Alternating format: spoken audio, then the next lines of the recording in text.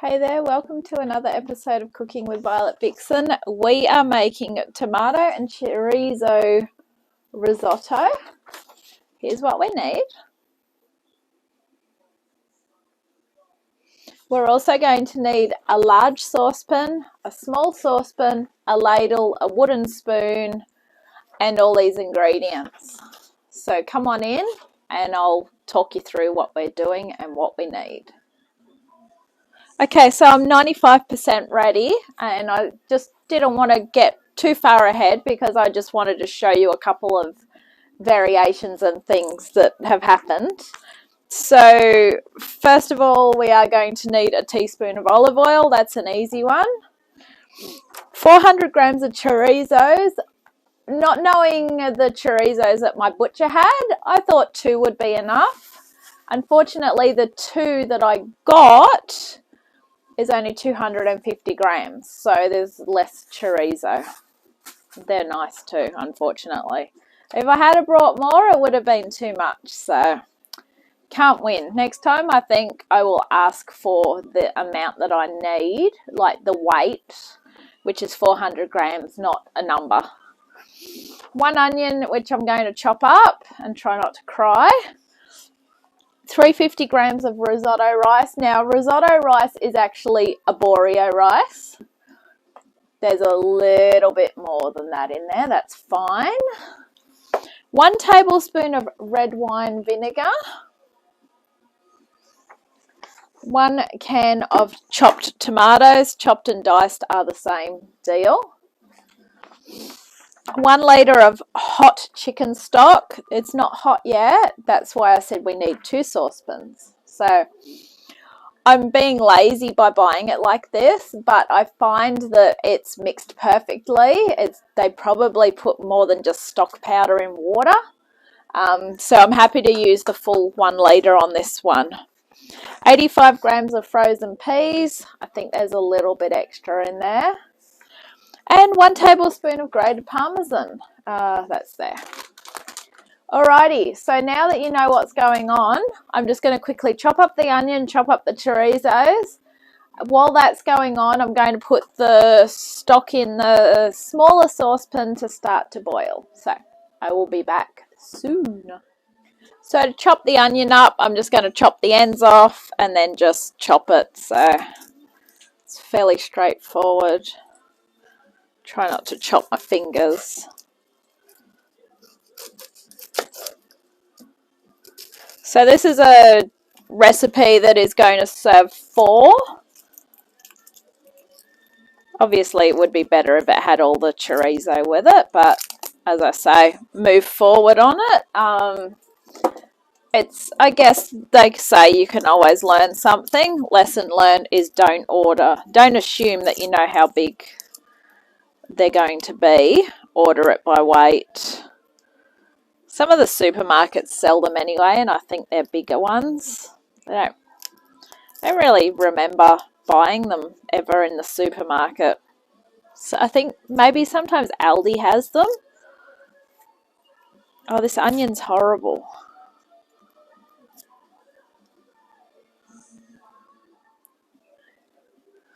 I was right about it being an onion that was going to make me cry. So, I've been wanting to cry in pain for the last few days, but the onions just really got to me. Whew. All right. Should have got the food processor back out. My new friend. All right. Chorizos won't make me cry so much, hopefully. Oh. Okay. So first up, I'm using the back hot plate. So I'm going to give it a spray. For those that have just found me, you will thank me later when it comes to washing up about the fact that I tell you to spray your saucepans and frying pans before you cook. Alright, 1 teaspoon of olive oil. Don't stress if a bit more goes in. Now our stock is just starting to come to the boil, so I'm going to turn that down a little bit to 1. Alright, grab that chorizo.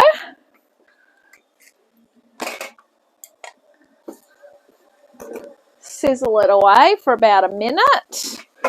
And then we're going to get our crying onion in.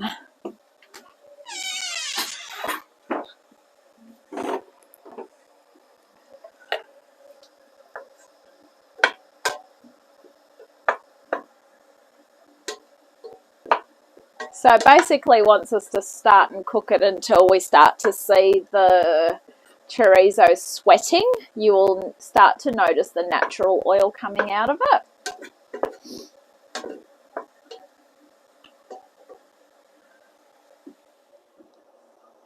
Okay, so I can start to see a bit of oil coming out of the chorizos. So chuck in the onion.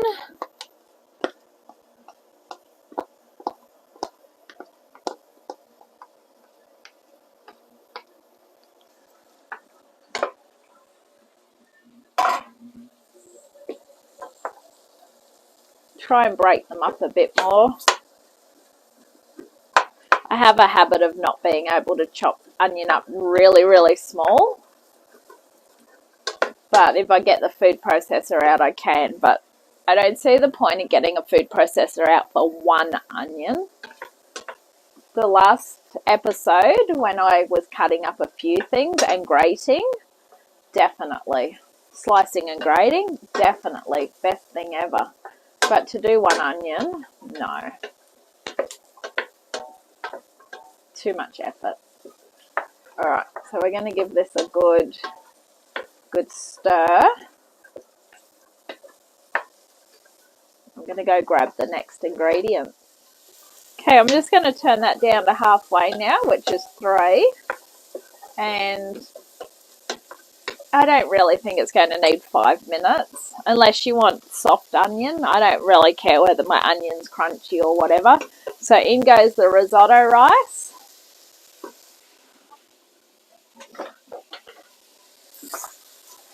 Stir that in.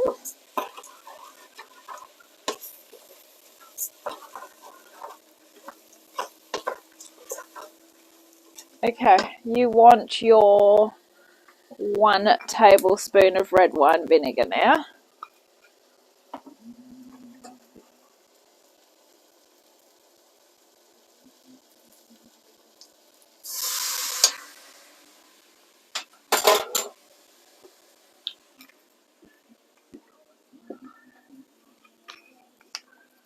In goes your tin of tomatoes. Beautiful. Now, don't discard the tin yet, because when we start to put the stock in, we'll rinse that out. Alright. You see what's going on here? We've got a tomatoey, oniony, chorizo-y, ricey dish thingy going on. It's exactly what we got, with a splash of red wine vinegar. Interesting. That chicken stock's smelling good too. Alright, so we want to keep this going for a few minutes. We're going to add the hot stock 1 ladle at a time. So, as I said, we've got our tin which we need to deglaze. Yeah, I'm going to try not to wear all the tomato juice. Alright, so we're just going to put hot stock in the tin without burning my hand. Alright, so if you've never made risotto before, it's time consuming, but it's worth it. This one actually is a quick one. So basically what we need to do is we need to keep stirring it until that ladle full's gone, and then we pop another ladle full in. Okay, so we're 2nd ladle full in. I've just turned it back up to 4 to give it a little bit more speed. So once you start to see the stock absorbing away, that's when you chuck in another ladle full. Unfortunately, this dish you can't walk away from for too long. Like, it's all right to go and start and wash up, but don't leave the room with it going, because once it gets going, it does dissolve that. When I say dissolve, it absorbs the stock very quickly. And if you dry it out, then it's going to go all yuck. So when I do risotto at the end, I'll show you what I mean, but I like to leave just a little bit of stock in it, because that way it doesn't really dry it right out. And you'll, as I say, you'll see what I mean at the end. So I'm nearly ready to put the next spoon in. Gets quite repetitive, keep stirring, but as I say, stick with it. The results are always awesome with a risotto. Just realize that risotto is not something that you can cook in 5 minutes. You do need to be on top of it, literally. Right, so I'm sort of happy with that now. So to make it easier, I just lift the saucepan straight up, pop the next one in. All right, and I'll be back soon. So I've turned off the saucepan with the stock because that's nearly all in. And as you can see, we're bubbling away beautifully with this. It's smelling really good. So when we put the last ladle full in, that's when we're popping the peas in there as well. So just a little bit more. And the more you stir it, the quicker it actually cooks, believe it or not. Obviously, the hotter I have it, the quicker it'll cook as well. But we're not really trying to burn it. We're trying to absorb all the stock into the rice, not burn it off. So you've got to have a... Unfortunately, you have to do the hard work to get the results, so nothing's easy.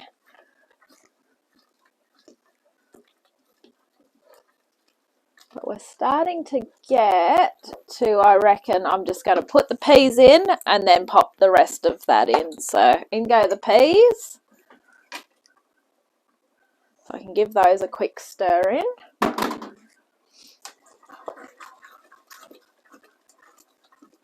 Beautiful. Now, if you want to, you can pop some parsley in. It's a good way to trim the parsley if you've got your herbs on your windowsill, as I showed you in one of the previous episodes a couple of days ago. And then that way, with the herbs on the windowsill, the more you trim them, the better they grow back. So I am going to put some parsley in it, is what I'm saying. All right. I lied, it's not the last ladle full. There's half a ladle left. Whoopsie, I told a lie. Sorry. Like I know how big a ladle is. All right. So I'm going to go and pick some parsley. I'll be back. Look at that. The best thing about that was I didn't have to go out to my garden and get it. I just went over to my windowsill. Cool. All right. Give it another stir. All right. We're nearly ready to put the last of that stock in. Nearly, nearly, nearly. All right. I'm happy enough to consider that near enough to being ready to put... Oh, there was one more ladle full. Well, there you go. It's deceiving how big a ladle is. All right, so this is the last bit. So once this has absorbed 95% of it, then we're going to take it off the stove top. We're going to add our parsley and our 1 tablespoon of grated Parmesan. Don't have to add the parsley, but as I say, if you've got it, use it.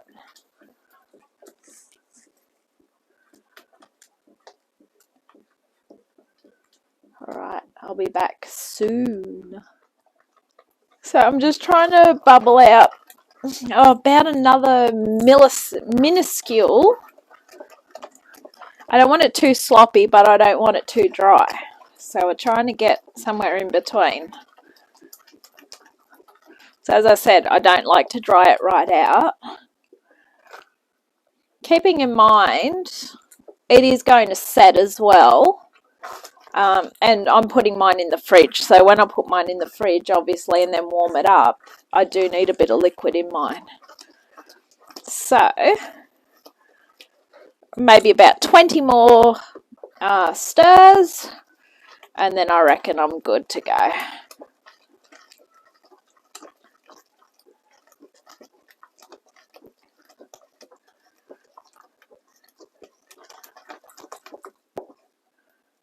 Alright, I am leaving mine at that. As I say, you can do it a little bit more, but we're going to carry it over to the other side of the kitchen. We're going to pop in the parsley and the parmesan, and then we're going to stir it through, and then we're going to get ready to serve. So let's go. Okay, so this is bloody hot, as you can imagine. So we're just going to put the parsley in. When I stir that in, it will find its own happy place, if you can believe that. Give it another stir. Parmesan, we want a tablespoon. You can sprinkle parmesan on the top when you serve it up. It's really yummy. And in case I haven't told you, I keep mine in the bottom of the freezer so that I can get it as I need it, because I don't use it that often. Alrighty, going to dish this up. This has been Cooking with Violet Vixen tomato and chorizo risotto. I'm really looking forward to this for my dinner. I'm going to catch you very soon on another adventure. Bye! Enjoy!